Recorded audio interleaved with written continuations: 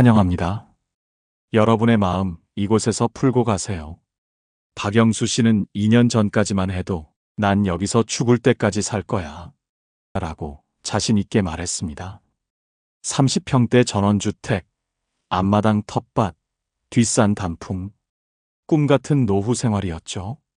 하지만 새벽 3시 갑작스러운 가슴 통증으로 119에 전화를 걸었을 때 구급차는 30분이 걸렸습니다. 좁은 시골길 때문에 찾아오기조차 어려웠죠. 그날 밤 병원 침대에서 박영수 씨가 한 말은 이거였습니다. 아, 내가 집을 잘못 골랐구나.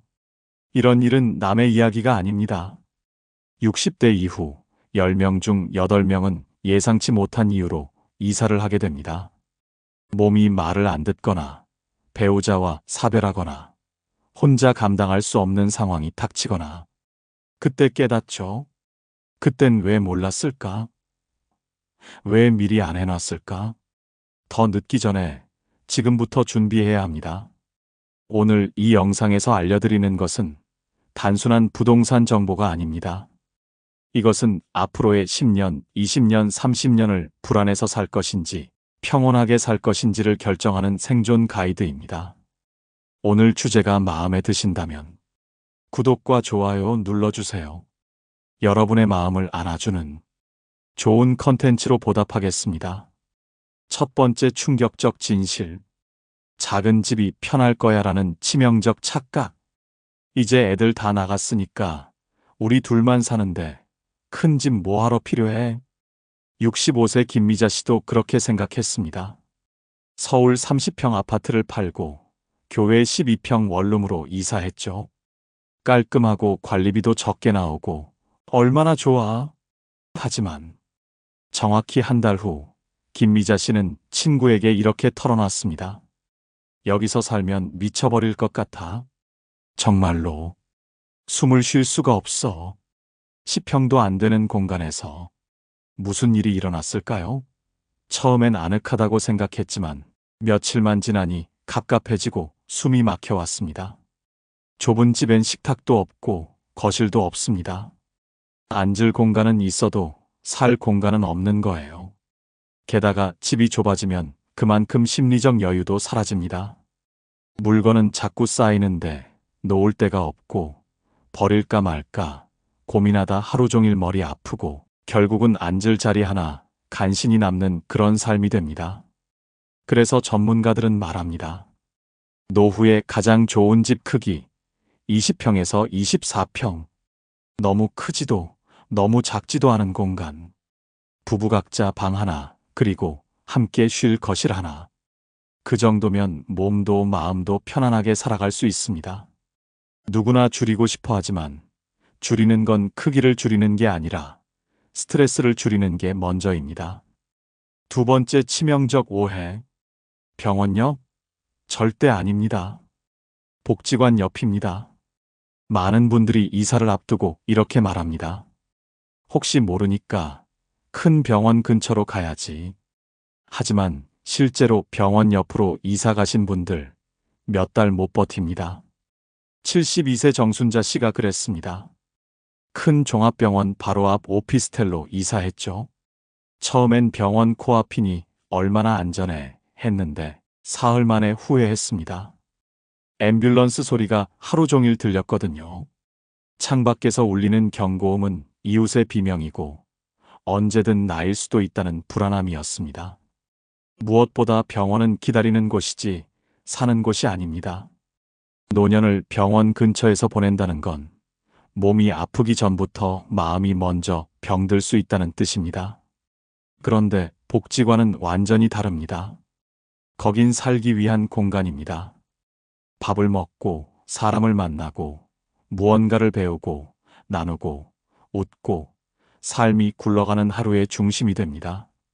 게다가 대부분 무료이거나 도시락 하나보다 싼 가격에 프로그램 3개, 4개를 듣고 밥까지 먹고 옵니다. 병원은 지출이지만 복지관은 투자입니다. 나를 살리는 투자죠. 그래서 일본에선 복지관 옆집 값이 학군지보다 비쌉니다. 한국은요? 이제 곧 그렇게 됩니다. 복지관은 노년의 강남입니다. 세 번째 위험한 유혹. 자녀와 함께? 아니요, 근처에 사세요. 이 나이에 어디 가겠어? 자식이랑 같이 살아야지. 처음엔 좋습니다. 밥도 같이 먹고, 손주 웃음소리도 들리고, 외롭지 않아서 다행이다 싶은데, 2달만 지나보세요. 며느리의 말투가 달라집니다. 사위의 눈빛이 싸늘해집니다. 심지어 자식까지 말없이 피합니다. 왜일까요? 우리는 가족이라는 이름으로 서로의 자유를 갉아먹고 있는 겁니다.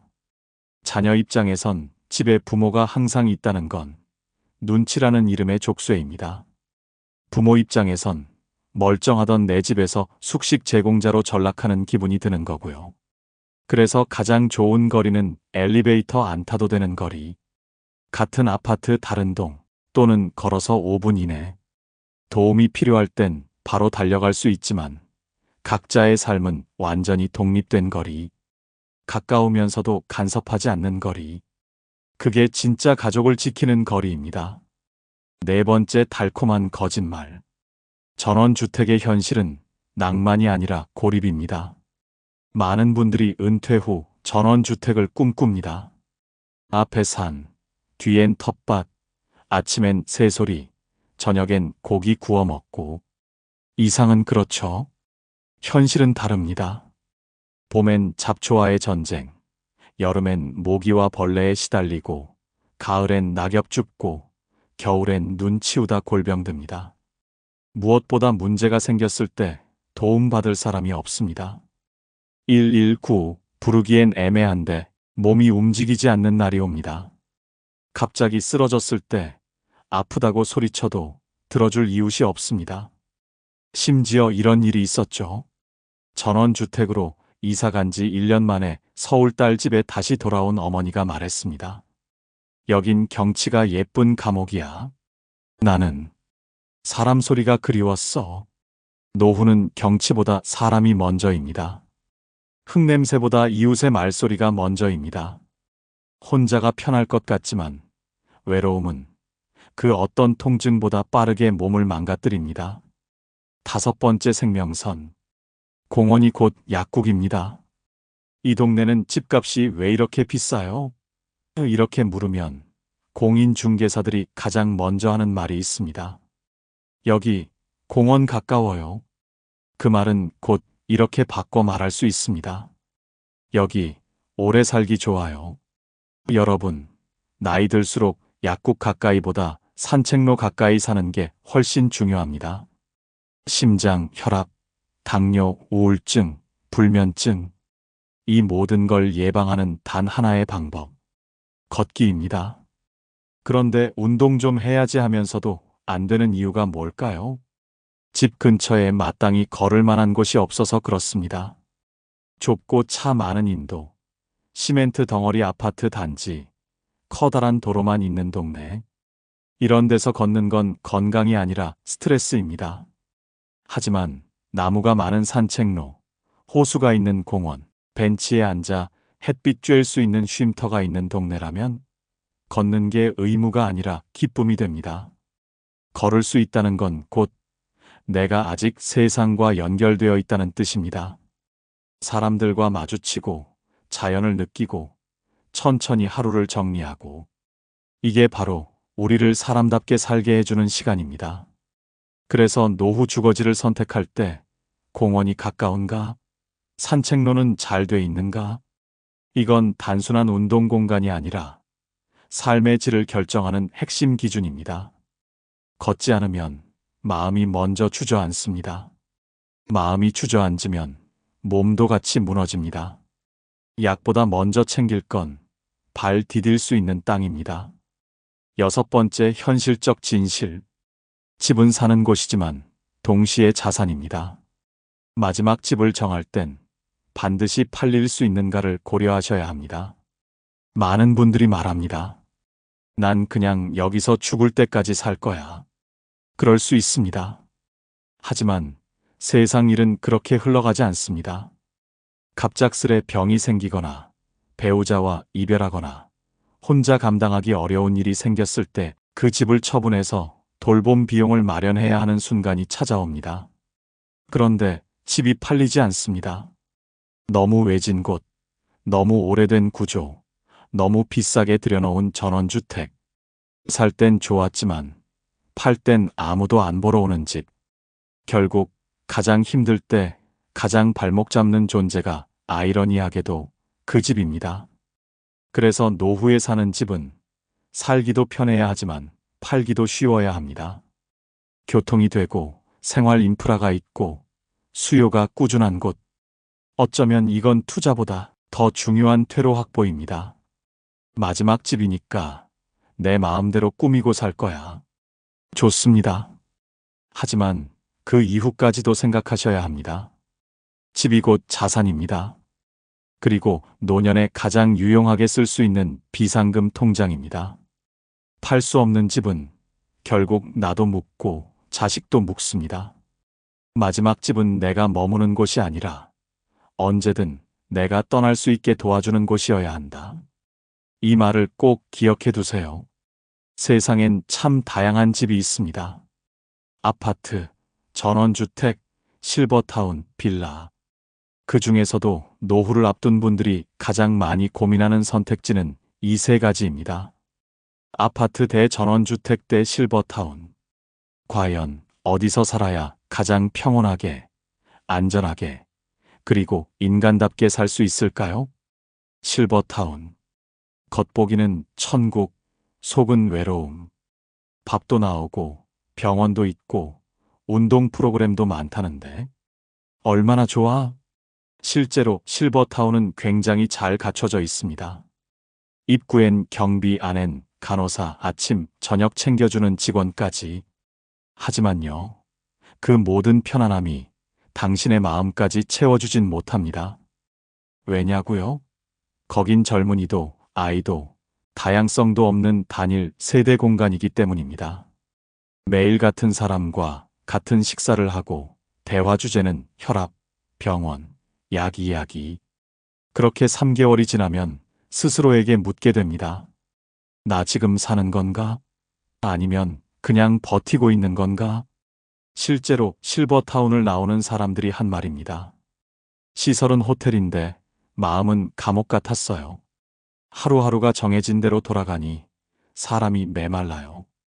그래서 실버타운에 입주했다가 수천만 원 입주비를 포기하고 나오는 사람들 한둘이 아닙니다. 정말 중요한 건 내 삶을 살아내는 공간인가? 입니다. 누군가 챙겨주는 집이 아니라 내가 주체로 살아가는 집. 그게 없다면 아무리 편해도 그 집은 살기 좋은 곳이 아니라 살기 편한 감옥일 수 있습니다. 전원주택. 낭만은 첫 달까지, 그 다음은 노동입니다. 마당 있는 집, 나무 심고 텃밭도 가꾸고 여유롭게 살고 싶어요. 그 마음 100번 이해됩니다. 아까도 말씀드렸듯이요. 현실은 이렇습니다.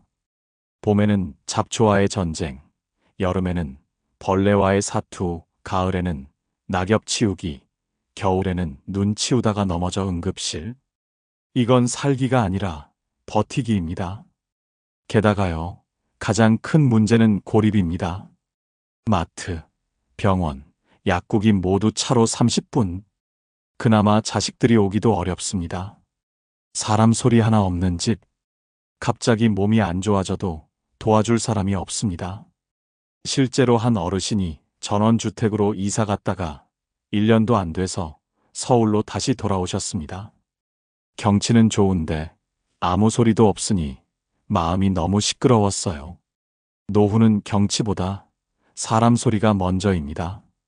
무언가 불편해도 누군가가 있다는 것, 그게 진짜 복입니다. 아파트. 문제점도 있지만 결국 가장 실패 확률이 낮은 집. 왜 많은 분들이 다시 아파트로 돌아올까요? 왜 살아보니 아파트가 최고라는 말이 나올까요? 답은 간단합니다. 아파트는 가장 적은 위험, 가장 높은 안정성을 가진 구조이기 때문입니다. 병원, 마트, 복지관, 약국 모두 걸어서 10분. 외롭지 않음, 위급시 도와줄 이웃이 있음. 안전, 관리실, 경비, CCTV 등 시스템 확보, 유지비 생각보다 적고 관리도 깔끔하게 됨. 커뮤니티, 노년층을 위한 문화센터, 동호회 등 운영 활발. 이건 단순한 편리함이 아닙니다. 삶이 무너지지 않도록 받쳐주는 기본 인프라입니다. 특히 요즘 새로 지어지는 아파트 단지는 경로당, 복지관, 병원, 어린이집까지 한꺼번에 갖춘 작은 도시가 되어가고 있습니다.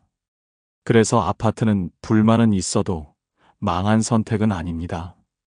이제는 중간지대가 뜨고 있습니다. 도심 한가운데 있으면서도 공원이 있고 자연이 있는 단지. 예를 들어 이런 곳입니다.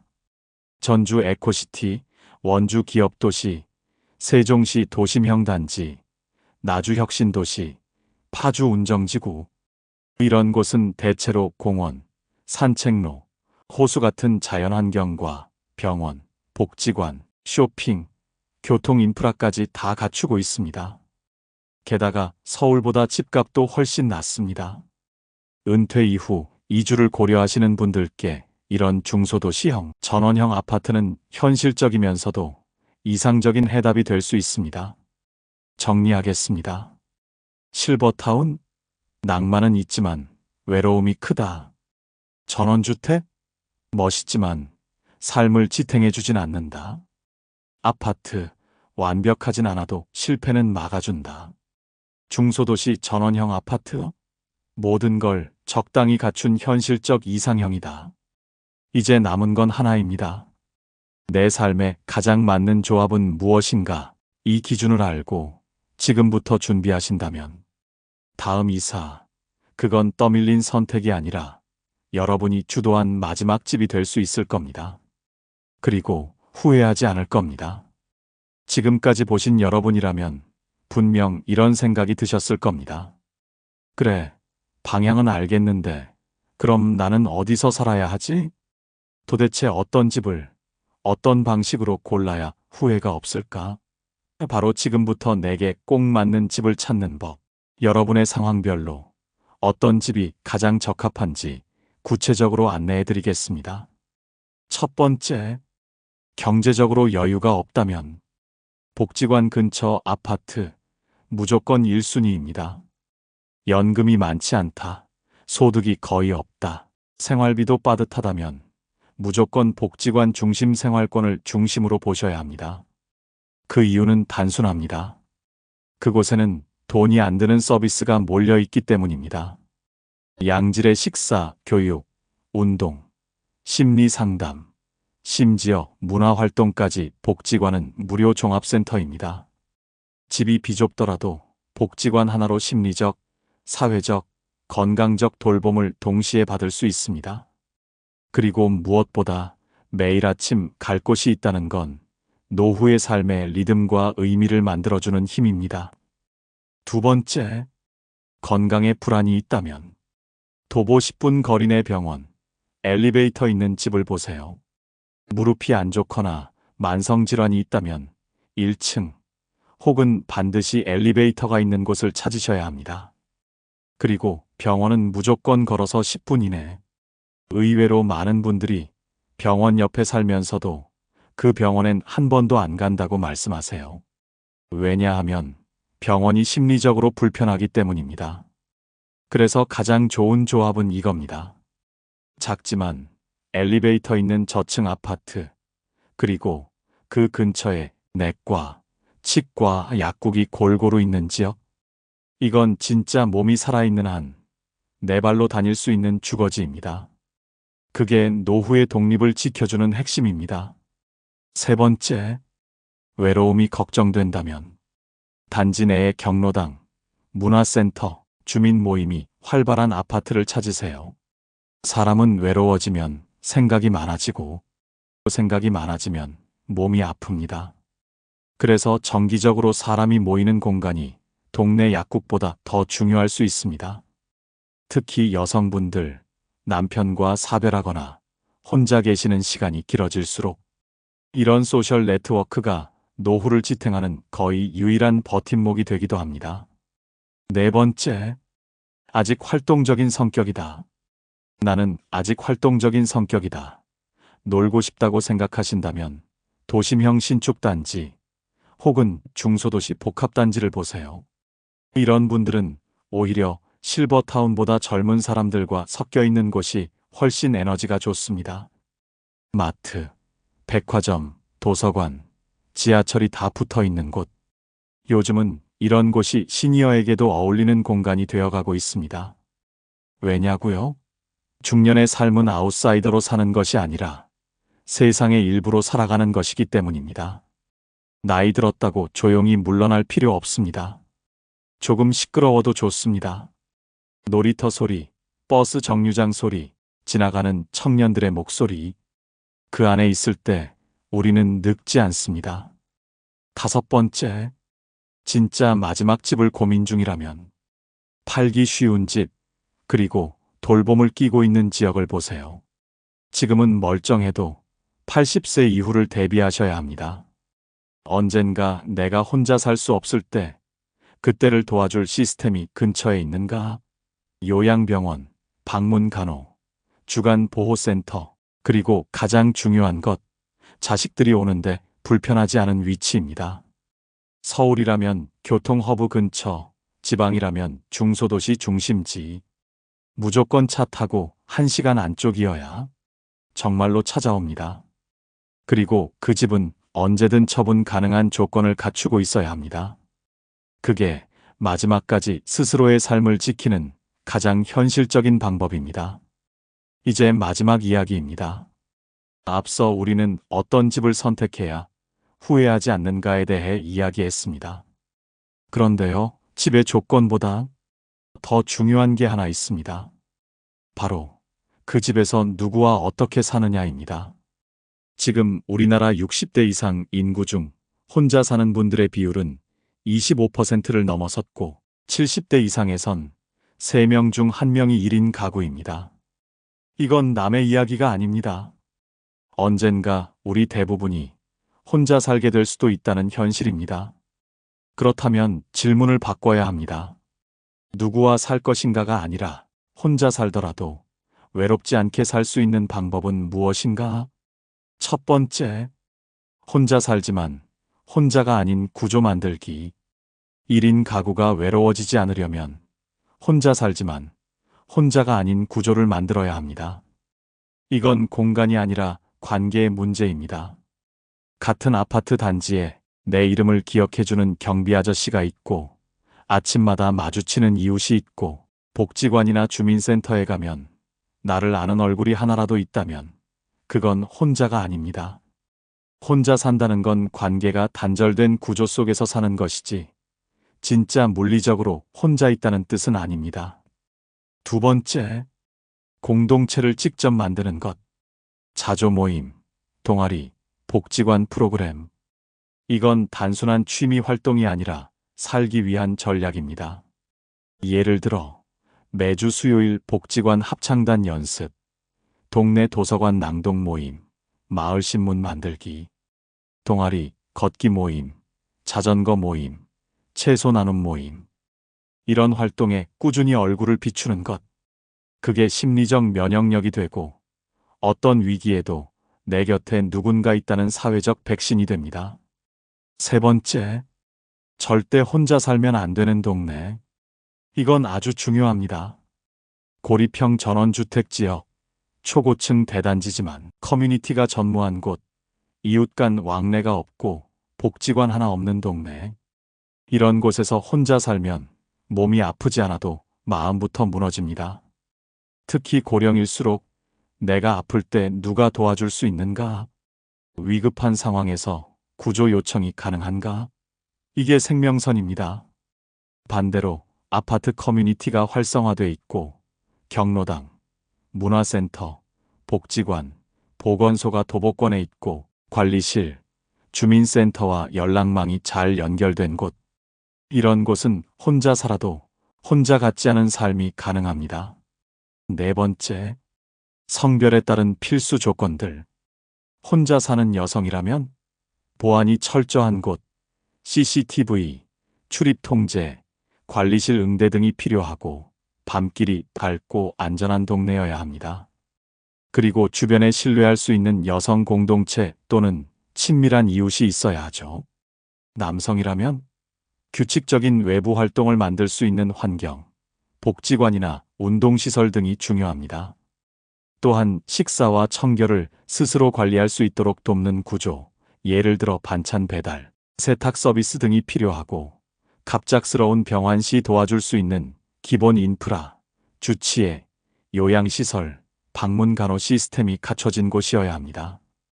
1인 가구의 노후는 물리적 고립을 막는 것이 아니라 심리적 고립을 막는 싸움입니다. 혼자 살아도 나는 이 사회의 일부다라는 감각만 있으면 그건 충분히 건강한 삶입니다. 오늘 이 영상을 보신 여러분이라면 이제는 더 이상 혼자 살아도 괜찮을까가 아니라 어떻게 하면 혼자 살아도 단단하게 살 수 있을까를 스스로 설계할 수 있는 힘이 생기셨을 겁니다.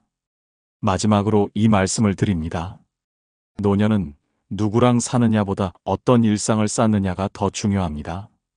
그리고 그 일상은 오늘 여러분이 만든 하나의 작은 관계에서부터 시작됩니다. 여러분, 노후를 준비하는 일은 집을 고르는 일이 아니라 삶의 무대를 고르는 일입니다. 이 무대가 좁아도 따뜻하고 조용해도 외롭지 않으며 언제든 나를 다시 시작하게 해주는 곳이라면 그곳이야말로 진짜 좋은 집입니다. 그 집이 복지관 옆 작은 아파트일 수도 있고 산책로가 가까운 단지일 수도 있습니다. 중요한 건 남들이 뭐라 하든 내 삶을 가장 나답게 살 수 있는 곳을 지금부터 천천히 그러나 분명하게 준비하시는 겁니다. 이 영상이 여러분의 다음 이사 그리고 다음 인생을 준비하는데 작은 등불이 되었기를 바랍니다. 오늘 영상을 보며 여러분은 어떤 생각이 드셨나요? 여러분의 경험과 생각을 댓글로 나눠주세요. 여러분의 이야기가 누군가에게 큰 위로와 깨달음이 될 것입니다. 오늘도 끝까지 시청해주신 여러분께 깊은 감사를 드립니다. 오늘 영상이 도움이 되셨다면 소중한 분들께 공유해 주시고 구독과 좋아요로 저를 응원해 주세요. 여러분과의 소중한 연결이 저에게 큰 힘이 됩니다. 오늘도 행복한 하루 되세요. 이상으로 마음 풀고 가세요 였습니다.